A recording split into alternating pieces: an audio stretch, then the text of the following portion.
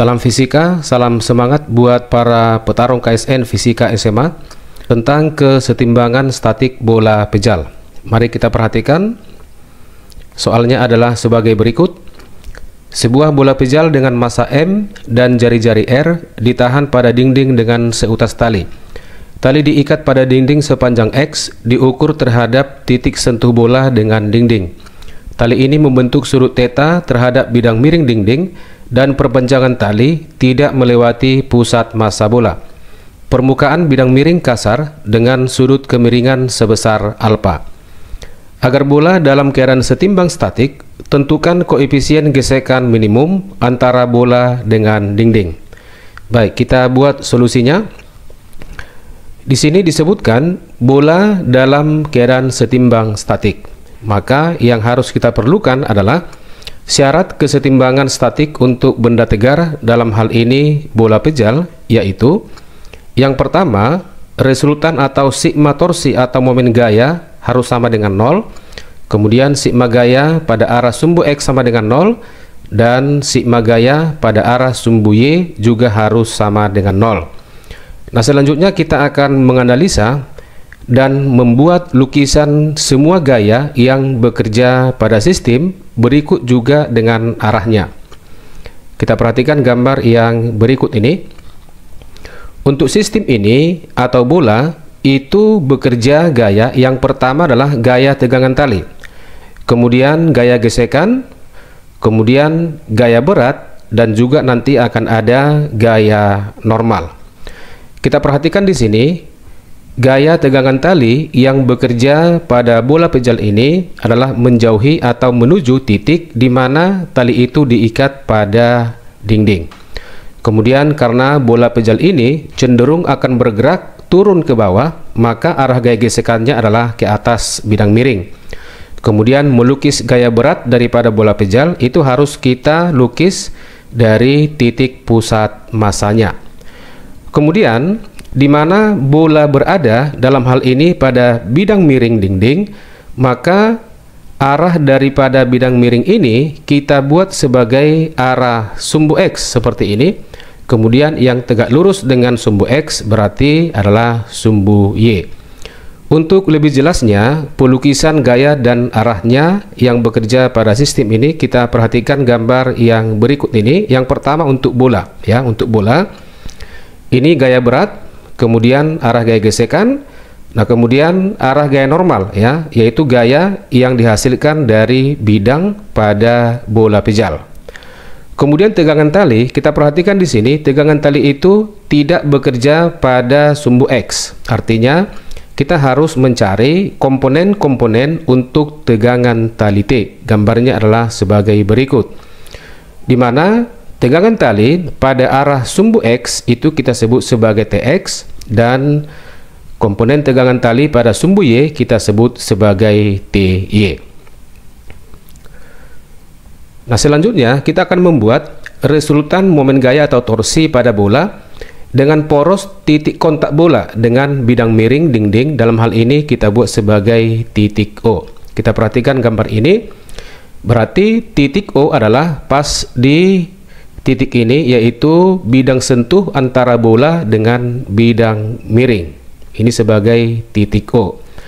Nah, kemudian karena poros berada di titik O, kita perhatikan di sini gaya gesekan ini garis kerjanya adalah melalui poros titik O, sehingga gaya gesekan ini tidak menghasilkan torsi. Maka yang menghasilkan torsi pada bola ini adalah tegangan tali T dan gaya berat, yaitu mg sinus theta. Kemudian arah daripada torsi tegangan tali itu arahnya akan searah putaran jarum jam seperti ini. Nah, sedangkan arah torsi yang dihasilkan oleh komponen mg, dalam hal ini mg sinus alfa, itu arahnya berlawanan, berarti berlawanan dengan putaran jarum jam seperti ini.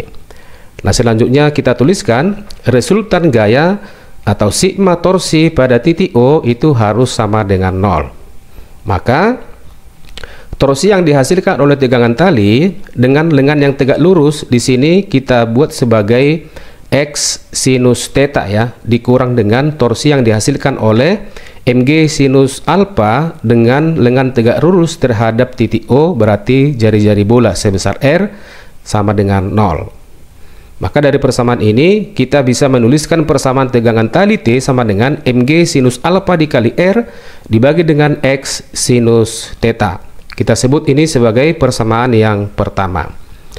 Nah, selanjutnya kita akan membuat resultan gaya pada sumbu X, itu juga harus sama dengan 0. Kita perhatikan gambar yang berikut ini. Nah, kalau kita perhatikan lukisan gaya yang bekerja pada sistem ini, maka gaya-gaya pada sumbu X yaitu Tx, ya, Tx, kemudian Mg sinus alfa dan gaya gesekan F, di mana tegangan tali atau komponen T terhadap sumbu X berarti T cos theta. Kita buat sigma gaya pada sumbu X harus sama dengan 0. Kita perhatikan di sini ya, Tx dengan F itu adalah searah ya. Maka dijumlahkan ya, T cos theta ditambah dengan F dikurang dengan Mg sinus alfa harus sama dengan 0. Maka gaya gesekan dari persamaan ini bisa kita tulis menjadi F sama dengan Mg sinus alfa dikurang T cosinus theta. Ini kita buat sebagai persamaan yang nomor 2.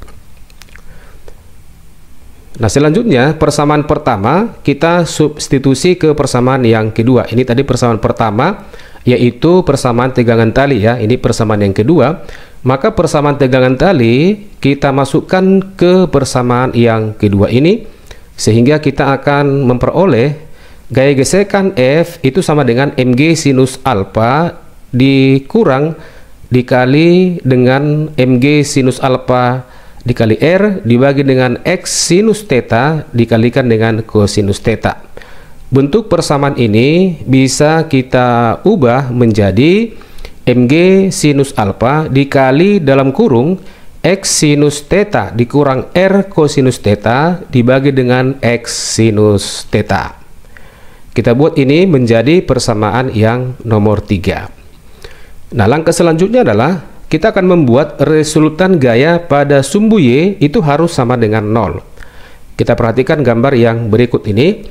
Kalau kita perhatikan gaya-gaya yang bekerja pada sumbu Y yaitu gaya normal ya, arahnya pada sumbu Y di sini ke atas. Kemudian TY.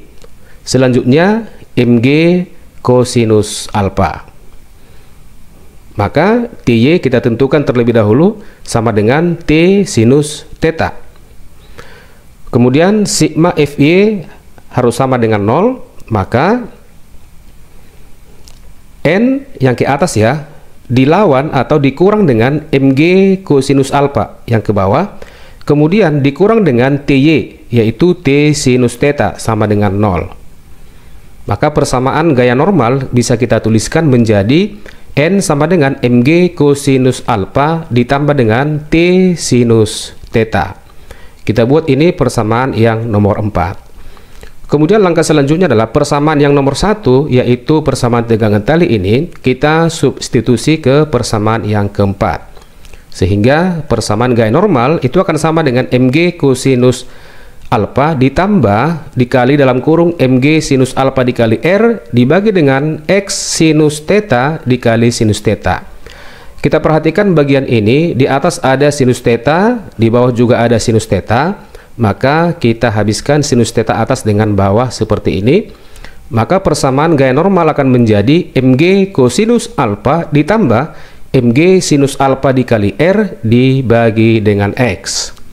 Dan persamaan ini bisa kita ubah menjadi N sama dengan Mg dikali dalam kurung X dikali cosinus alfa ditambah R sinus alfa dibagi dengan X. Kemudian kita akan membuat hubungan antara gaya gesekan F, gaya normal N, dan koefisien gesekan statik atau μs. Dimana hubungannya adalah gaya gesekan statis Fs itu harus lebih kecil atau sama dengan koefisien gesekan statis minimum dikali dengan gaya normal, atau μs itu lebih besar sama dengan gaya gesekan F dibagi dengan normal. Nah, kita sudah menentukan persamaan gaya gesekan, yaitu persamaan yang ketiga ini.